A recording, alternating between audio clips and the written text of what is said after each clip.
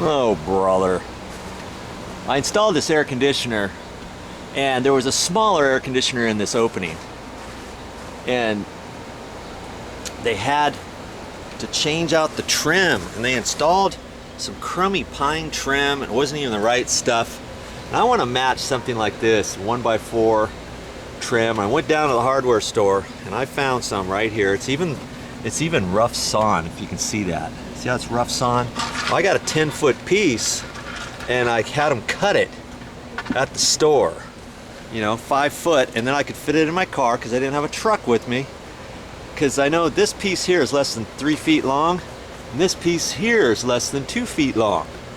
Okay, so I got a 10-footer, cut 2 5s out of there, so I'm gonna have to cut that. Now, how am I gonna cut that?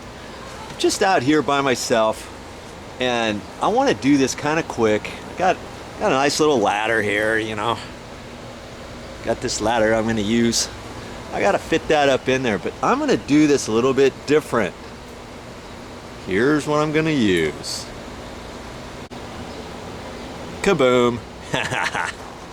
It's just a little plastic miter box, and here's my little saw. And see, it's set up so that I can cut 45s in here. See there? Put the piece in there and cut a 45. I hope it's gonna fit in there. I think it will. The trim will fit in there. Okay, and then I can cut that. If I had a skill saw, I could cut it with a skill saw, but then I need a T-square and you know, to mark it a 45-degree angle, or there's a way to mark it, you know, as long as you got a square of some sort, you could use a skill saw. But I'm not gonna use a skill saw. You know, if you don't have a skill saw, do you need a skill saw to put up a few little pieces of trim like this, like I'm gonna do? No. That's why I'm gonna show you how to use this. Now, you might be laughing, but you know what? This is gonna do it. And it fits just nicely in there.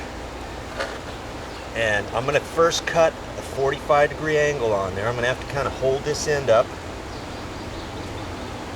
You know, push down on there. Make sure I don't cut my finger off. Get myself situated here. Okay.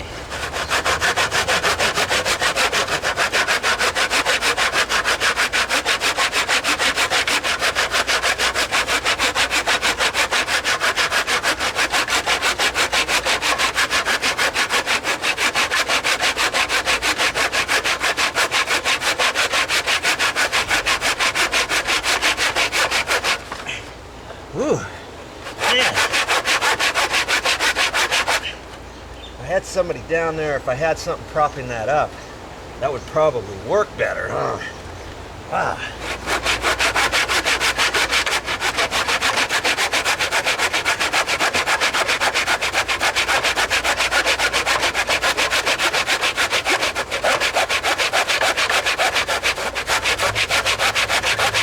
Jeez.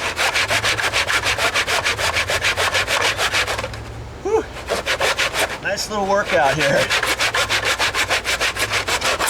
Oh. Man, I'm all out of breath. But for a few little pieces, you know, this is gonna work. The back saw, this back saw and this plastic miter box, less than $10, and I'm gonna get this job done. Just gonna briefly show you what I do. I've got 23 5/8 from short to short. That means from short of this 45 to short of the next 45.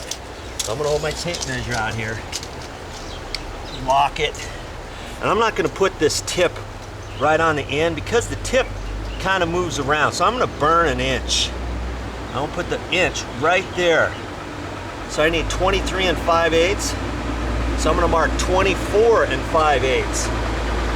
Down here, I'm gonna eyeball that 24 5/8, and I know it's gonna go up this way. That's where I'm gonna cut it. So you always gotta make sure you watch what you're doing when you're cutting angles. That's why I put a little mark there. Okay. So now I can put this back up here. I want to flip this around so I can see exactly what I'm going to do. I'm going to be cutting that way. I look down at this end, I know that's going that way.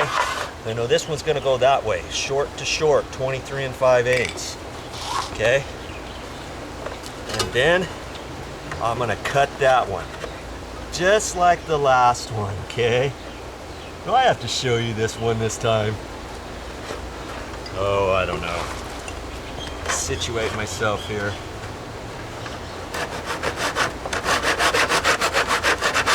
When I cut something this long, usually I don't use this back saw for something like that, but I'll kind of cut it down like that for a little bit and then rock it this way and then back like that as I go. It kind of helps so I don't have to cut a full piece of wood with the saw at any one time. It makes it a little bit easier. See what I mean? Back and forth, and then I can go straight, and I can go down, up. Gotta hang on to this, make sure I'm getting this.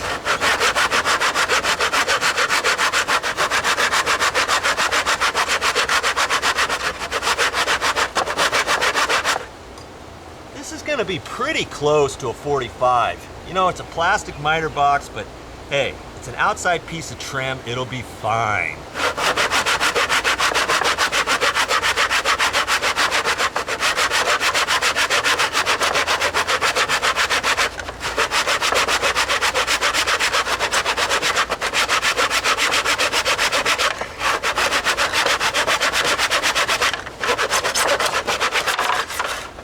Whew. Okay. There's my first piece. Oh yeah. That's gonna be good.